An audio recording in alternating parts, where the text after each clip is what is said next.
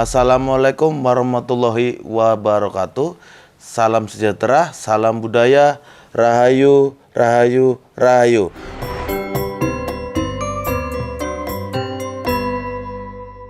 Kita sebagai pewaris budaya, kita sebagai penerus karya-karya leluhur, memang ketika saya mendapatkan keris Nogososro ini dengan kondisi utuh, memang suatu kebanggaan ya.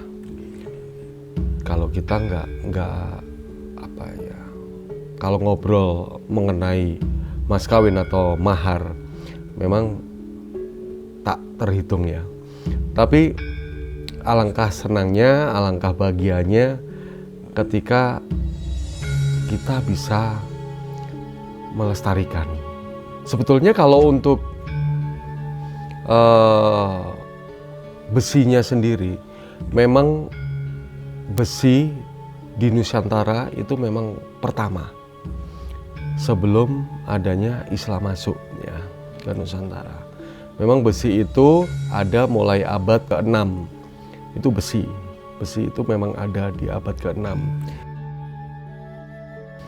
Jadi itu memang ada di sejarah, dan memang besi pun itu untuk Sobat Lembu Suwana Nusantara. Besi itu memang sudah tertulis di Al-Quran, yaitu di Al-Baqarah ayat ke-25, yaitu namanya suratnya Al-Hadid.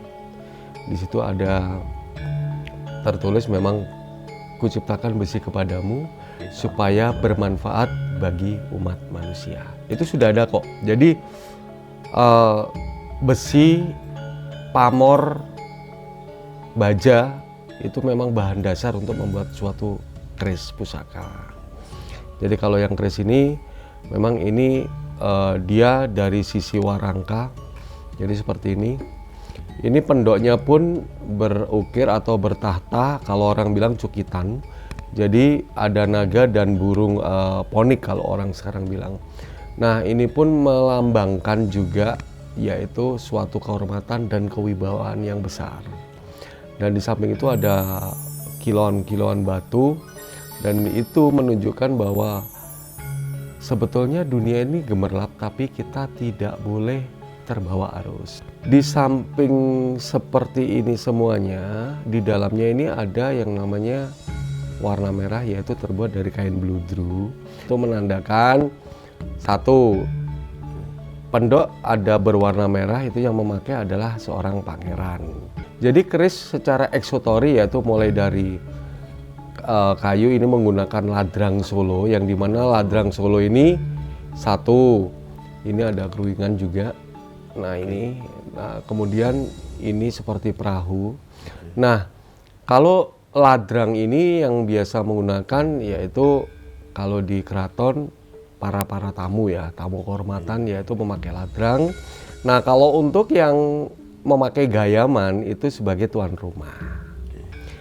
Jadi keris itu kalau saya pribadi satu bilah itu bisa tiga warangka, yaitu sandang walekat itu yang kita bawa kemana-mana, yang bentuknya simpel. Terus ada gayaman Solo, ketika saya mempunyai hajat saya pasti bawa gayaman Solo. Tetapi ketika saya menjadi seorang tamu, saya memakai ladrang. Pak Dek? Ya mungkin saya ada satu pertanyaan sebetulnya. Oke. Monggo. Untuk Mas Firman. Ya.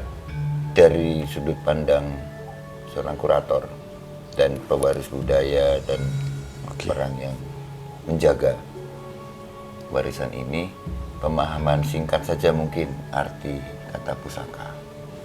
Kalau menurut saya pusaka itu kan barang yang dulunya satu pernah dipakai atau disandang, Pak ya.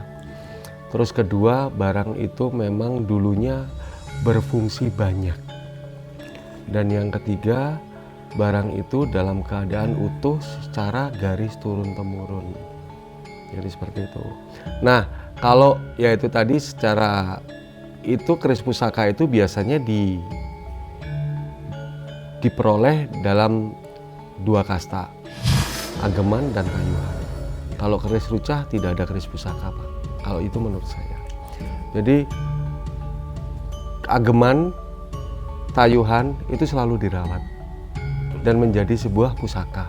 Dan saya sendiri merasakan energinya itu sangat kuat sekali. Kalau keris rucah ya seperti halnya kalau keris-keris itu yang tidak pepek atau tidak komplit seperti halnya gonjo. Tapi tidak perlu khawatir dalam artian seperti ini. Keris ini memiliki hablul minallah dan hablul minannas. Jadi ketika ada satu materi, katakanlah gini nih, ketika materi itu tersimpan masih utuh, ada salah satu yang utuh, itu pasti ya ada energi dari alam, tapi yang nggak komplit. Beda lagi kalau komplit dalam artian mulai dari bilahnya, mulai dari sogoannya, mulai dari gerenengnya, mulai dari gandeknya, mulai dari peksinya, itu semua komplit. Maka energi alamnya juga komplit juga, yaitu pusaka. Itu pusaka. Pusaka. Apa besi itu dari bumi, pamor itu kan dari angkasa.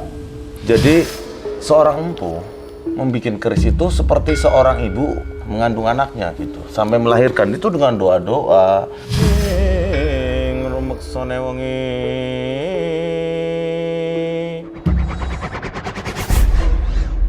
Salam budaya, rahayu, rahayu, rahayu.